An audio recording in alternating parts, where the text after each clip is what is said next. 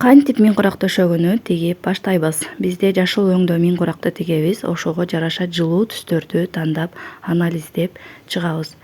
Жана бизге керектелүүчү каражаттарды дагы даярдап, жип, замок, маңыз үчүн жиптерди даярдап алабыз.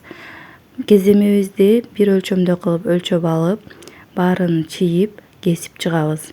Кескен соң биз түстөрүнү бири-бирине айкалыштырып, аралыгын 2 сантиметрден коюп, майда кылып тигип баштайбыз. Канчалык майда болсо, ошончолук кооз болот жана ошончо убакытты талап кылат. Эң чоң сыры туура түстөр менен иштөө. Туура түстөр менен иштөөнүн негизинде сиздин төшөктөрүңүз кооз жана гүл бакчадай болуп чыгат. Ар бир майда бөлүкчөлөрүнө чейин көңүл буруп, сапаттуу кылып тигип чыгабыз. Бул жерде жөлөңүчтөрү даяр болду. Жөлөңүчтөрдүн ичине таза халла файбер салабыз. Аны дагы өзүм тазасын тандап, өлчөп, ичинерини толтуруп, томпок кылып салып чыктым. Бул жерде жөлөңүчтөрдүн карасаңыздар кандай кооз чыккан.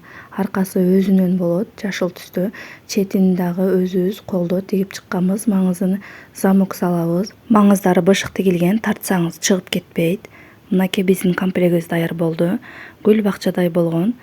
Ар бир түсү өз ордунда жайгашкан. Бул комплектти мен гүл букет деп атадым. А сиз кандай деп атайт элеңиз? Комментарийга өз оюңузду калтырыңыз. Буйртма үчүн директке жазыңыз.